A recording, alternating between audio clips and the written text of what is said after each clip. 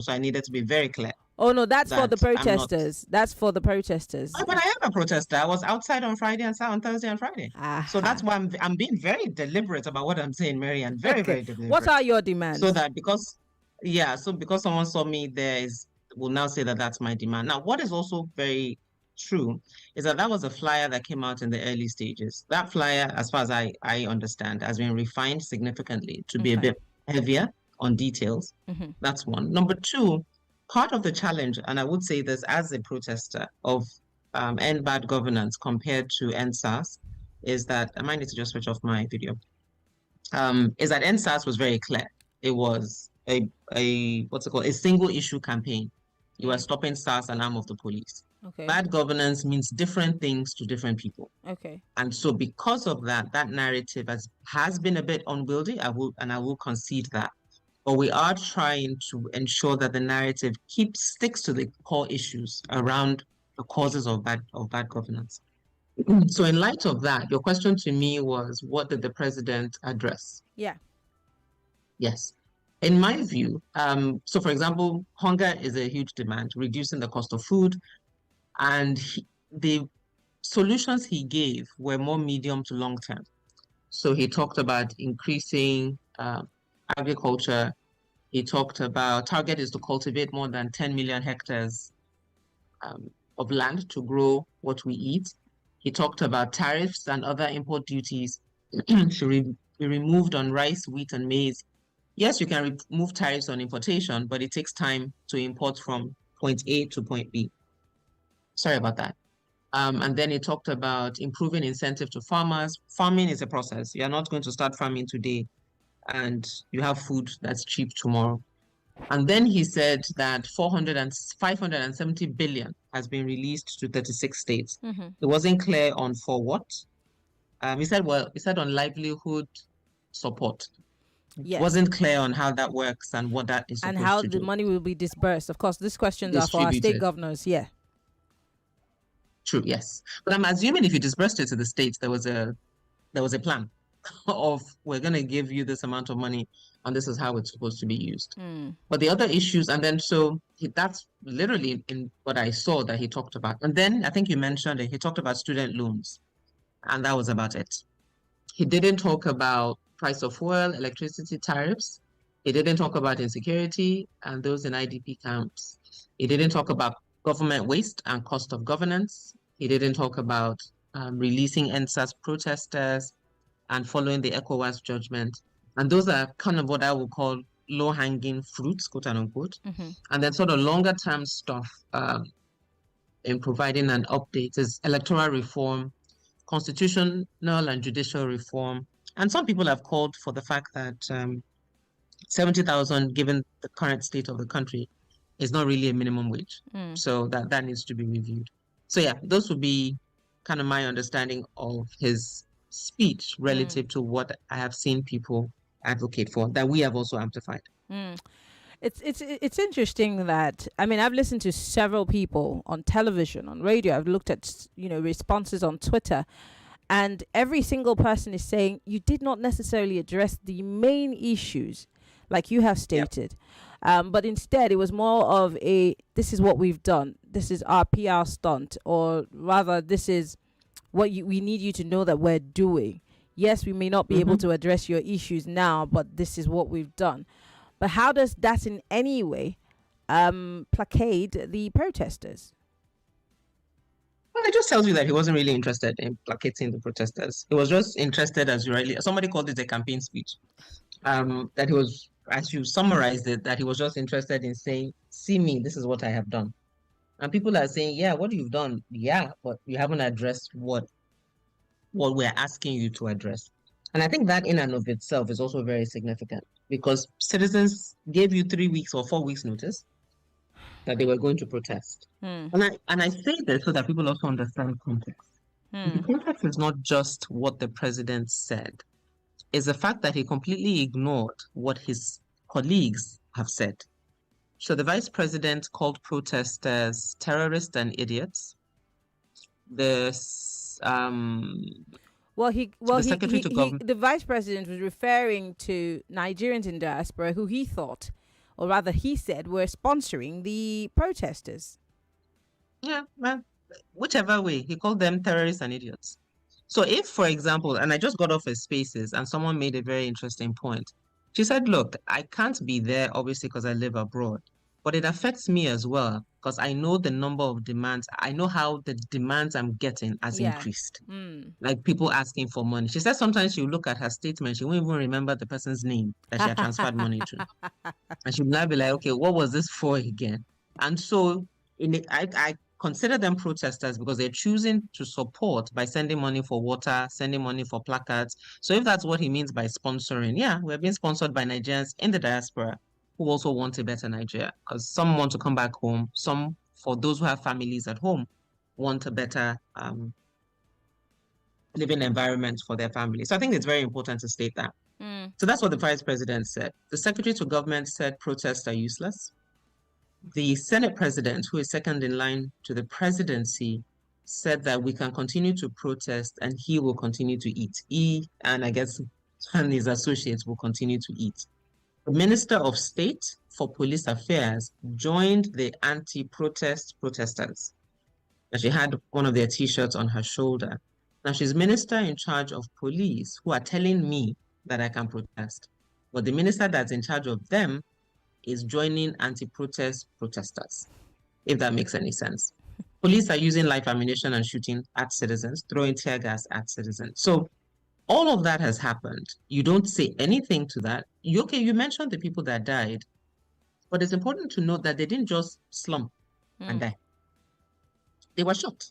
So you didn't, as president, say you were going to set up an investigation, didn't talk anything about what your people said, gave us a 38 paragraph on the stuff that you've done and why we should not protest. And that was it. So it was really quite underwhelming, to say the least. Mm. Most recent of the stories that have been breaking is the fact that the Lagos State Police Command is saying that protests have been banned in Lagos because Mr. President has addressed Nigerians. And a question I asked on the first hour was, where maybe I missed it, maybe you must have picked it up. At what point did the president say that protests are banned across the country and you're not allowed to? I missed that as well. I'm still looking for the memo that speaks to that. I mean, what I did see, which I haven't read, was a statement by the governor of Lagos, gloating over the fact that protests have stopped and that basically trying to show that he has control. And I use the word gloating very deliberately.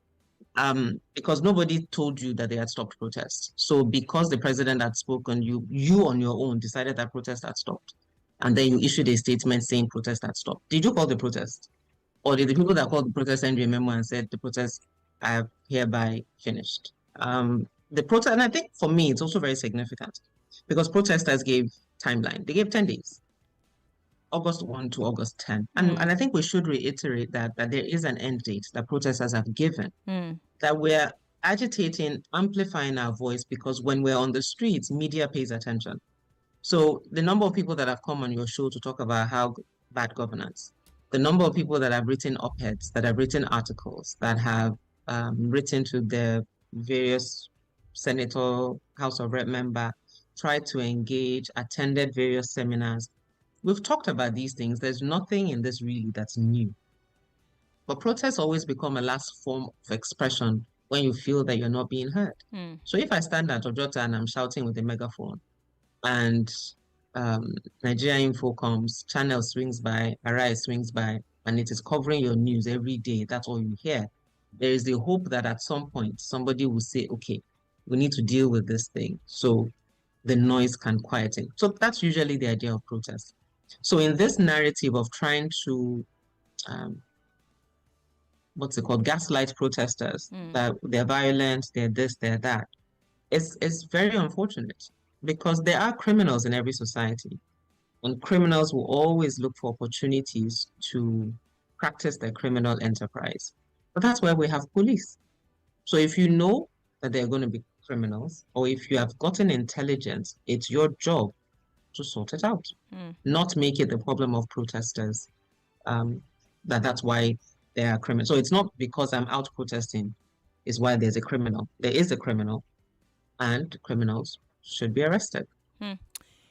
Talking about, criminals, we've seen a lot of mass looting in Kano State. We've seen people stealing. I mean, I remember someone talking about the fact that some people who are business people in Lagos had to, cart some of their goods to their homes because they didn't want to hear stories that touch. And like you have said, the police is supposed to be saddled with that responsibility. And I did indeed must give kudos to some soldiers in the north who caught people who were carting away goods from people's stores, which kudos to them, amazing job, as opposed to harassing protesters. So maybe a few people are doing their jobs, and then, I mean, we can't say what's happening in other places. But most importantly, let's talk about journalists who are also being targeted. We saw the NUJ president, chairman in I think Abuja, whose phone was taken by the police commissioner. In fact, he was targeted. We saw what happened to the Premium Times reporter also. He was in hiding while he was filming policemen shooting at protesters. We've seen several other people, journalists who have been attacked, and the FCT Police Command now releases a statement saying journalists should dress in media kit. And I'm wondering if they had shared that to people, and I didn't get mine. And I think what does that mean? The funny thing, if you want to be really sinister, you can mean that what they're implying is make sure you're wearing bulletproof vests because we plan to shoot. So that's the journalist kit that they're implying. So if you really want to be sinister, that might be what they're saying. Because I'm sorry, if journalists show you their ID or some are wearing press jackets, what else do you need? Unless maybe I should ask you, what does a journalist kit entail? And if that's the one you're asking us to wear at war, are we in a state of war? I mean, why should live ammunition be used on protesters? And those are the questions that, for me, need to be asked. So the inordinate focus on protesters and their demands, and if they are coordinated or not coordinated, or if they're out or not out, takes the energy out of focusing on the people who have a responsibility to do their jobs. Constitution is clear: security and welfare of the people. So police and government provide security. Welfare are all the other issues that people are talking about: hunger, cost of living, people in jail, cost of governance that's depriving citizens. So the balance of what we choose to focus on is affecting how the narrative of these protests are being shaped. So where do we go from here? Because I spent 1 hour asking Lagosians and Nigerians in general what they made of Mr. President's speech, and they seem to be unsatisfied. Well, Lagos State is saying you can't protest. It's been banned. That's the police command. I hear that people are still protesting in different places. Worthy of note is Jos Plateau State. That's the protest is being led by a very famous preacher who has been holding services and has put out a press statement saying, we're not, because there was a fake news that was floating saying that, they've called off the protest, they're no longer protesting, but they're saying, no, we're going to keep protesting. We're doing it very peacefully and we're very coordinated. And we'll continue to occupy until government meets our demands. I mean, kudos to Plateau State for continuously, having their protests, in a way that it's not bad. Although we hear that in north of Plateau, I think just north, the protests are a bit violent in that area. And I guess that the governor at the time had put out a statement saying that there will be some sort of curfew. But let's look at all the places that the protests have been holding very calmly and quietly. Is there really any hope that something will be done about the demands? Because, I mean, like you said, it's ending on the 10th. And then is there any hope, or are we going back to business as usual and government just being government? Well, okay, so two things to speak on. So yeah, Prophet Abuba has been leading the protests in Jos. Apparently there was some incident and the governor put in a 24-hour curfew. He issued a statement this morning that they will obey the curfew and they'll be back tomorrow. But I think some people, again, there are criminals in every society. The people that have shown up for 4 days peacefully probably all stayed home. And those who decided they found an opportunity to do their stuff started misbehaving, are the reports that I'm getting from Plateau. So the police have had to get involved. Now, what that means for the curfew, would it be extended? It will be interesting to see for tomorrow. Now, places where it's been calm, Lagos had been relatively calm, but the governor's statement, I think, incensed a few people. So people showed up at Jojota this morning. People had been at the secretariat also the last 4 days. Mm-hmm. They showed up again today. I couldn't join today, but I did see footage of people saying that thugs came to attack them and the police were watching. And that's always a clear sign.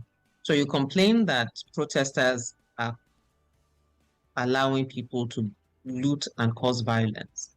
When the looters and the violent ones then come, you stand back.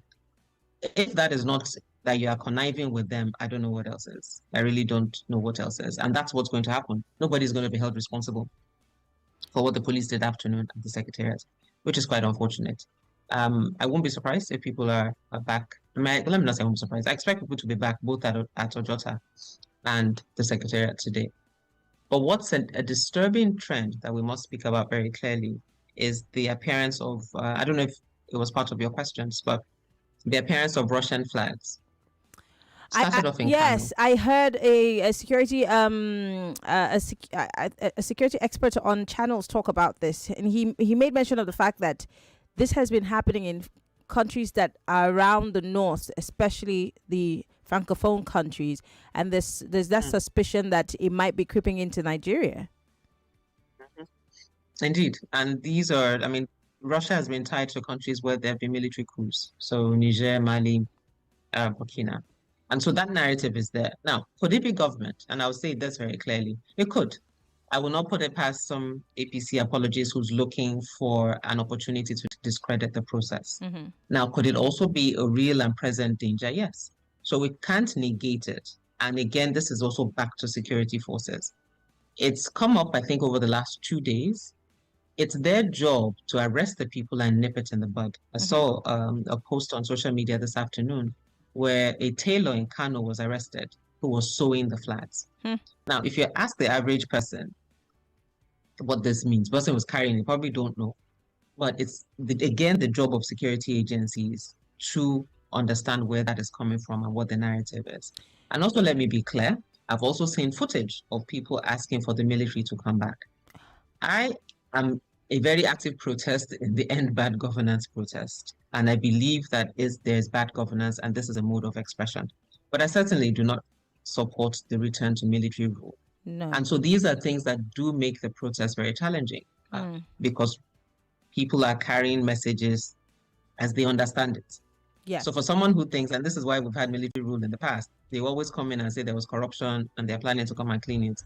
So if someone we'll have to go on a break. We'll have to go on a quick break. No problem. When we come back, we'll still talk more. I'm sure the phone lines are already blinking and people have a lot to say. Yemi Adamolekun is of Enough is Enough. She's still here with us via Zoom. When we come back, we're still talking about the protest. Stay with us.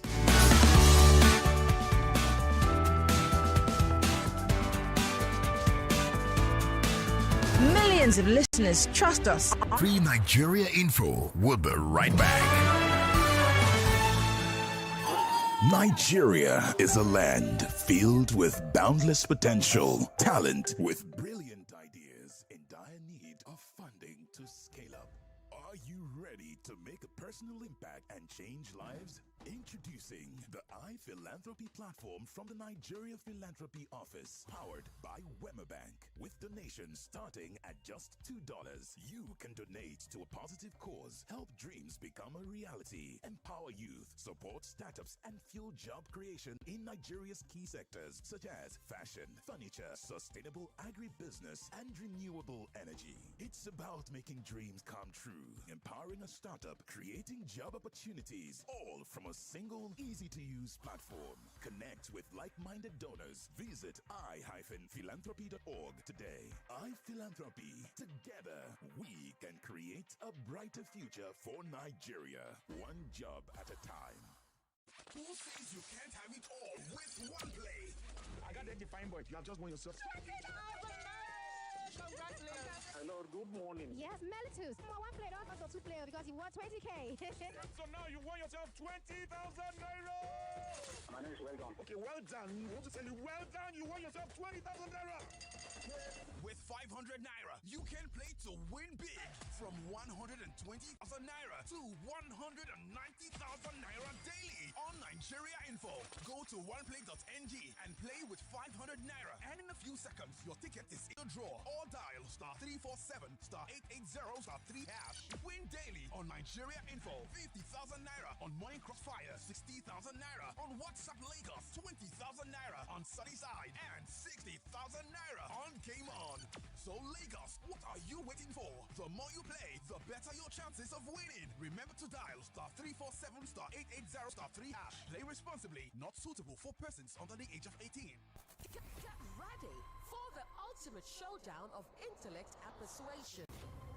The I Beg to Differ National Debate Tournament kicks off on the 12th of August 2024, and it is going to be epic. Witness the thrill of high-stake arguments, insightful rhetoric, and unbeatable wit. The sharpest minds from Lagos, Abuja, and Port Harcourt.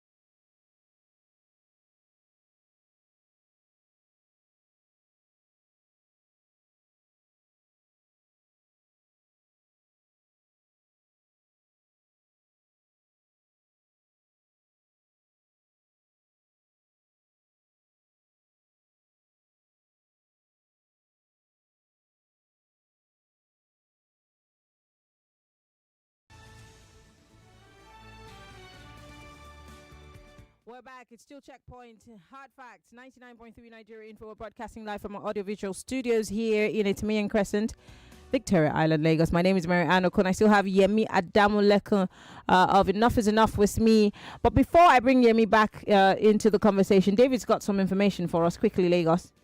Are you planning to expand your business into Ghana? With Famous Advisory in Lagos, you can register your business, open a bank account, and get a Ghana work and resident permit seamlessly. No need for stressful travel dramas. They will help you set up your business in Ghana without hassle. The best part, you can pay all your fees locally in Naira with a 100% money back guarantee. Email info@famousnigeria.com or call the number 0704 688 4475. That is 0704 688 4475 to get started. Remember, Firmus is spelled FIRMUS at Firmus Nigeria. Info at firmusnigeria.com.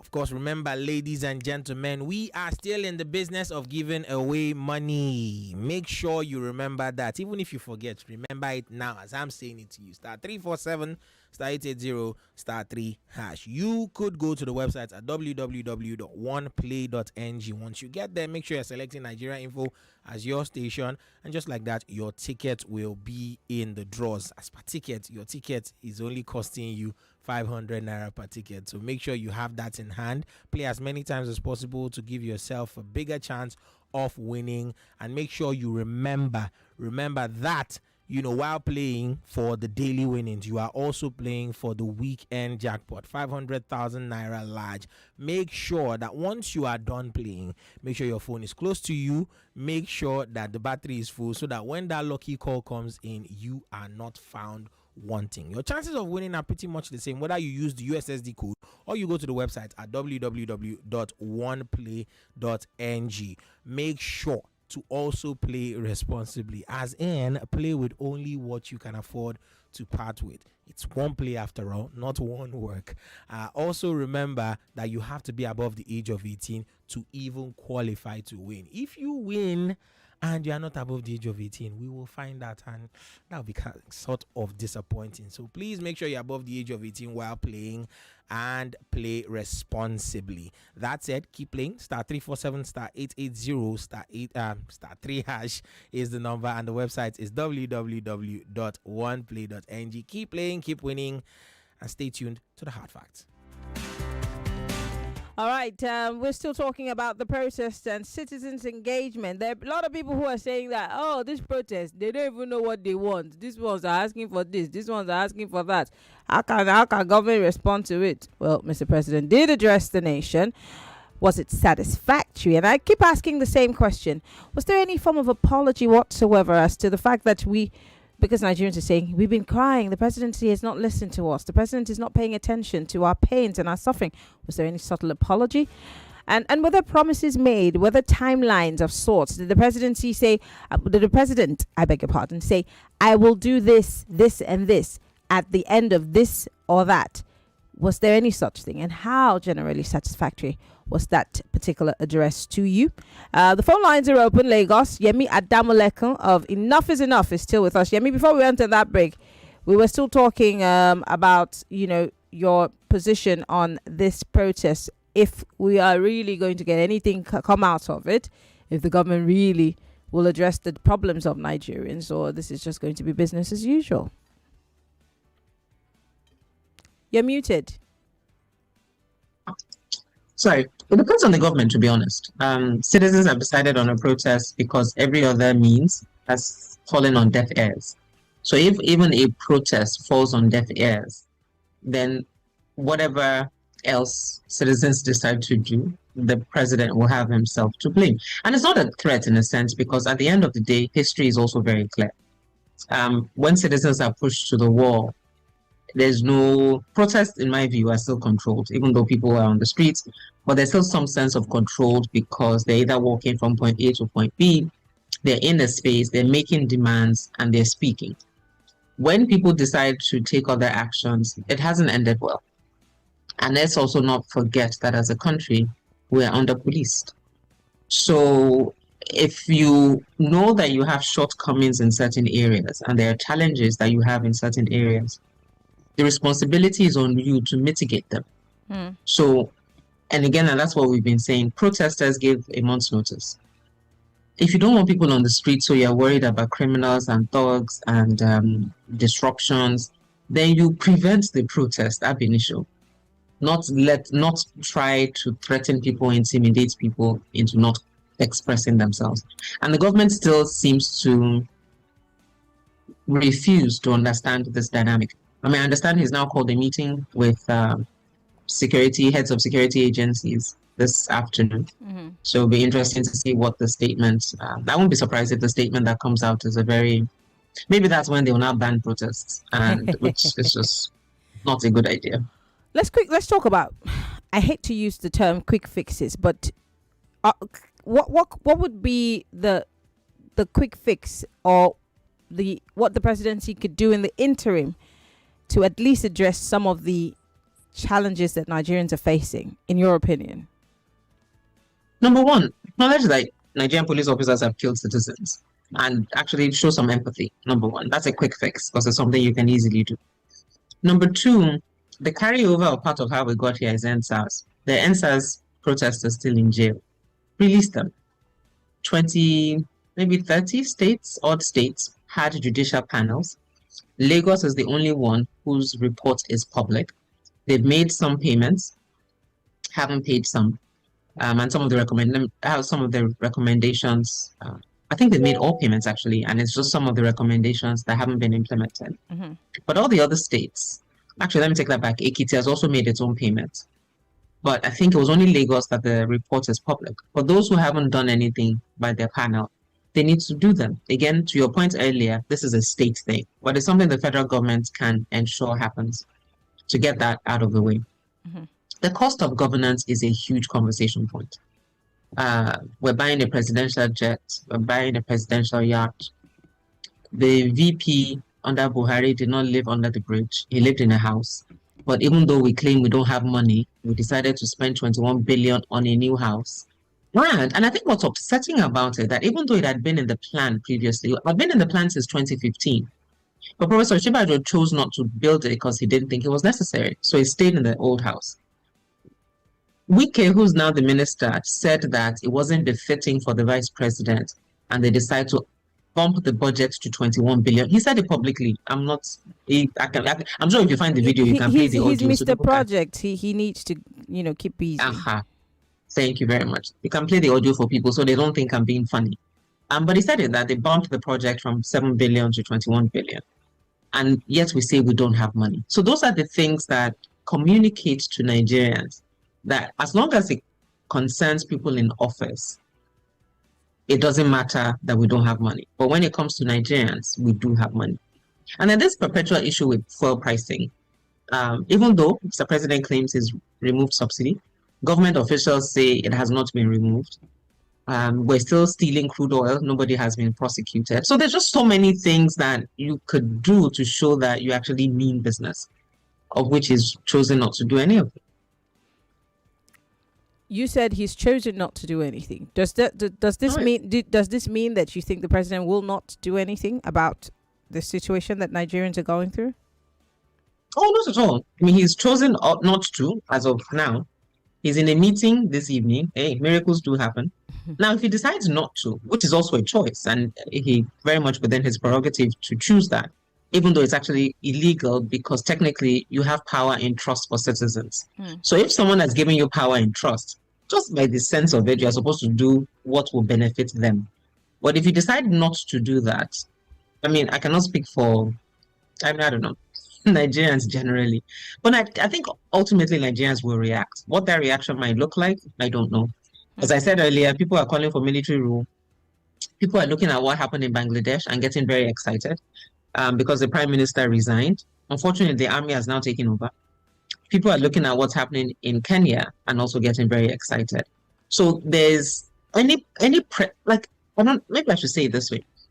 President in a democracy in the African sub-region or in the West African sub-region who has a restless population that is demanding accountability and good governance will be very foolhardy not to pay attention.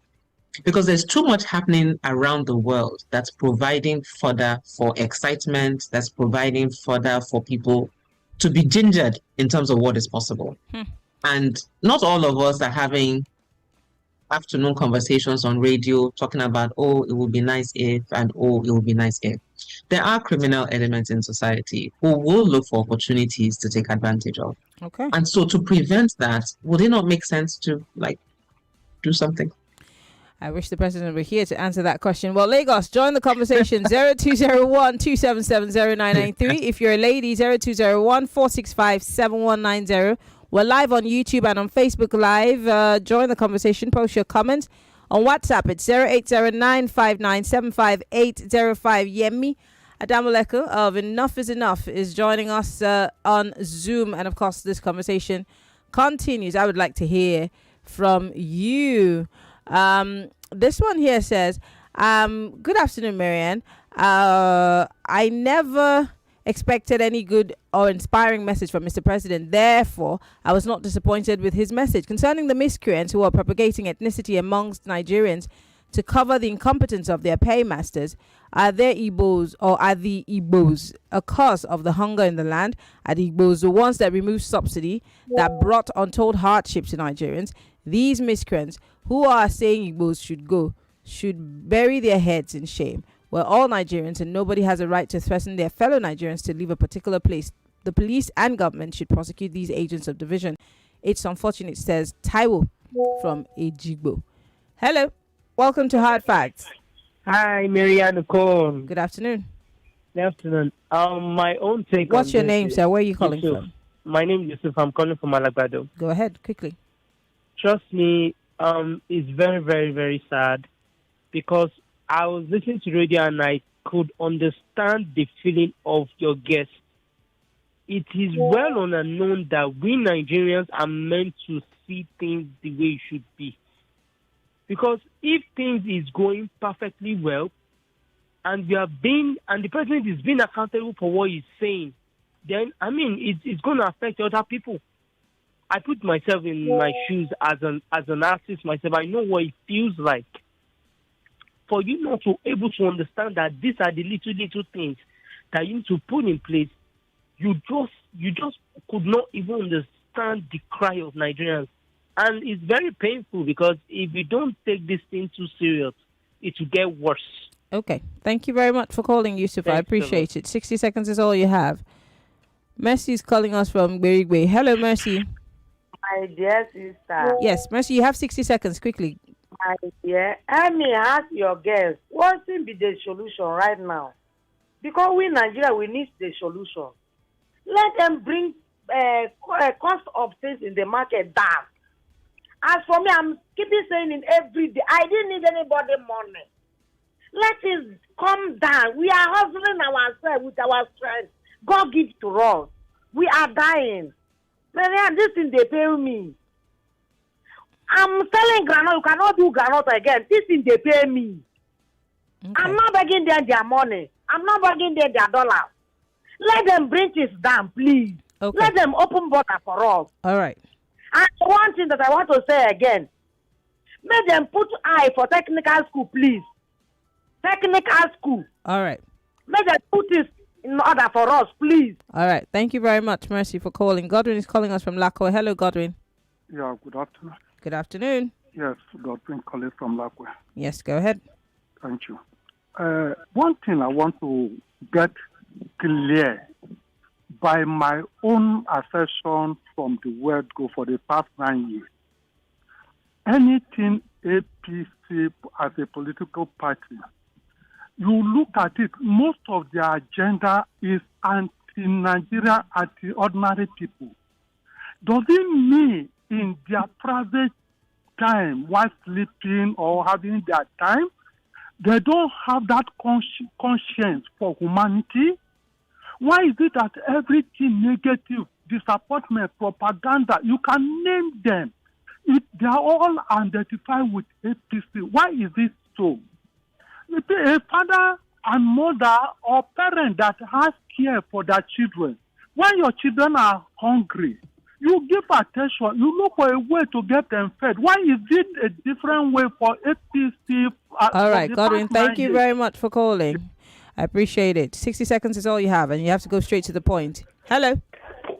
Hello, Maryann. Good afternoon. How are you? I'm fine, thank you. This market woman. No. Market woman, go ahead, please.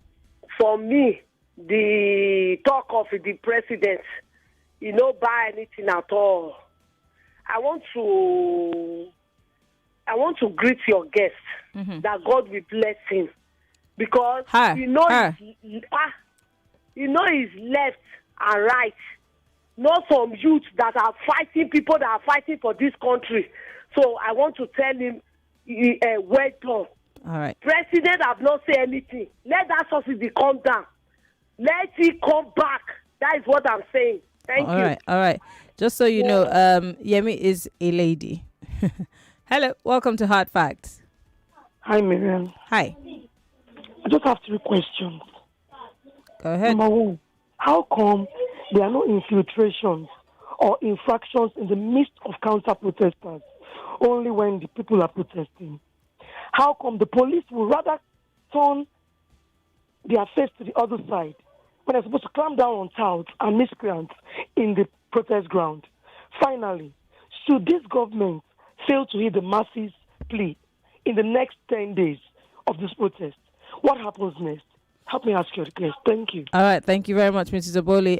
Yemi, would you like to respond? To that, yeah. Let me start with market woman. Market woman, hello. Thank you. So I'm a she. I mean, my voice sounds like a man's. My voice sounds like a man's. I voice. don't know. That would be. I don't think so. That will be a first. Yeah, technical schools. I hear that. I'm just providing options of where people can get skills and be empowered. Food prices, and then counter. I mean, the counter protester. The point is, you're so right. And that's what I said earlier, that it's as if the police and the counter-protesters, the thugs, are on the same side. Because whenever we have thugs, the police don't do it. I mean, they're standing there. It's not that they don't even know where to be found. They're there, but they're doing nothing. They're just watching mayhem happen. And so that tells, I mean, it's not hard to put 2 and 2 together and get 4. That it's almost what we call state-sponsored or state-supported violence. And if we continue and nothing happens, that's what I said earlier. I think, I mean, if you look at it, today, for example, is the 5th year anniversary of when Yele Sowore, who was a presidential candidate, was arrested for calling for a protest. He was arrested in August. He wasn't released till December of that year. That's 5 years. He stayed in Nigeria under all sorts of charges until he was finally released last year. Or was it 2022? 2022, yes. One, I think. 2021, sorry. 2021. 2021, yeah. 2021. But he ran for president last year. Yes. So so there is a pattern of agitation. So that was 2019. NSAS was, so this is August 2019. NSAS was October 2020. We had elections in 2023 that people tried to use to also express their discontent. We've entered, I mean, there were a few protests June 12th, nothing as big as this. Then we're here. How else would Nigerians choose to respond? I don't know, honestly. For me, I think I'd rather not be on the streets protesting. I'd rather be doing something else. But I would encourage those who are listening to, I mean, federal government is far. Tinubu is in Abuja. Yes, some of the policies are federal in nature, but there are local government chairmen, State House of Assembly members, House of Rep members, and senators who are closer to us.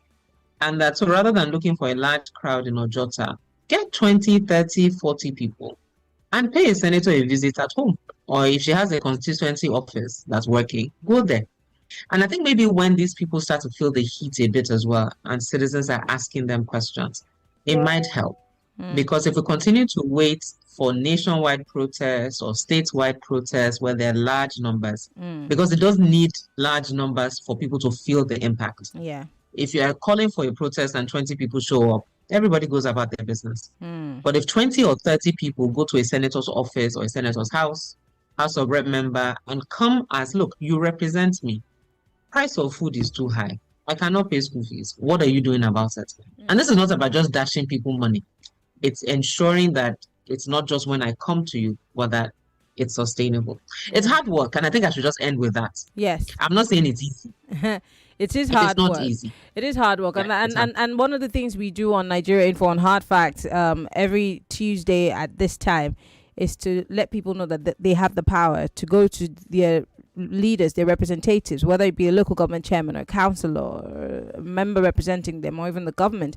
So, but thank you, Yemi. This is a great conversation, and I think that we need to have more citizens' engagement and having a conversation that would further educate us as to our rights and our responsibilities as citizens. Thank you so much. Yemi Adamolekun is with Enough is Enough. And every day they're educating us about the Office of the Citizen of the Federal Republic. Thank you, Yemi, for coming on the show. Thank you. Thank you. All right. Well, Lagos, that's it. David has some information for us. We'll go on a break, and then when we come back from that break, we'll be getting ready to talk with the Postmaster General as she joins us on the 5 o'clock hour. David? Still all about oneplay.ng *347*880*3#. That is the code starting between you. 99.3 Nigeria Info. We are more than just radio. Subscribe to our YouTube channel at Nigeria Info FM. Check us out on Facebook at Nigeria Info 99.3. Follow us on Twitter at Nigeria Info FM and on Instagram at Nigeria Info FM Lagos for live updates as it happens. 99.3 Nigeria Info. Let's talk.